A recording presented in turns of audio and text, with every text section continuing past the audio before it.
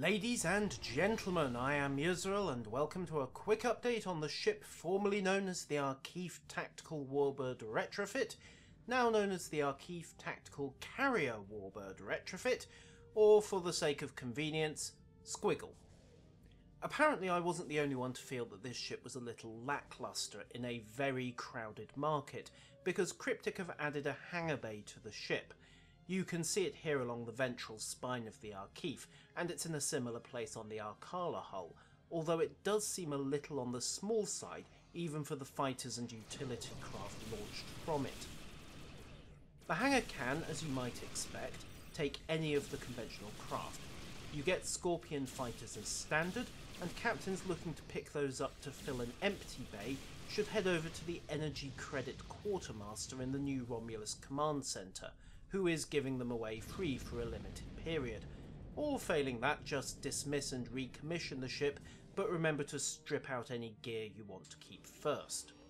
Beyond those, if it'll fit in a generic hangar bay, it'll fit here, so no drones or Fejai frigates or stealth fighters, but runabouts, Tordouge fighters, peregrines and the like will all be quite at home.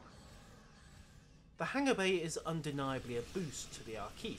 It adds a level of flexibility that other escorts will struggle to match, particularly if you dump the fighters and start mucking about with utility craft like runabouts for movement control and shield drones for a bit of added durability. Will that propel it to the top of the escort warbird pecking order? Probably, especially since the Tavaro's mega torpedo is about to get nerfed rather hard. The latest build on Tribble, today is the 25th of September, will prevent it from benefiting from projectile duty officers and thus keeps the recharge time a little longer than is currently possible. What I'm still not sold on, however, is the set bonus. The extra 10% and change plasma damage from equipping the Arkala's quad plasma cannon might be an improvement over just slotting an extra fleet dual or dual heavy cannon, but it's still a marginal call at the very highest end of this game, and that seems to be where this escort is being pitched. So, as things stand, if you're just starting out, my recommendation is still to get the Legacy Starter Pack. That gets you the Tavaro Tier 1 for a quick boost through the first 10 levels, the very handy Singularity Stabilizer console, the Tavaro Retrofit for Vice Admiral, and a few freebies besides. The Mega Torpedo isn't going to be quite as evil as it has been with that incoming nerf to its reload time, but the Big Bang is still going to give clusters of enemies a nasty shock in a way that the Singularity Beam can't. If you've just made Commander and are eyeing up the Arkala, then you may as well go for it. The quad plasma cannon aren't significantly outclassed until you're deploying very high-end fleet gear, and the hull is going to serve you all the way up to Vice Admiral. Once you're there, definitely consider getting Squiggle and using the set bonus until you have absolutely top-of-the-line gear. For all the umming and ahhing about the $35, it's still one of the nastier escort combos out there at the moment. If you're already at Vice Admiral and you're on a strict $20 budget, then Squiggle is probably the best of the retrofits at the moment.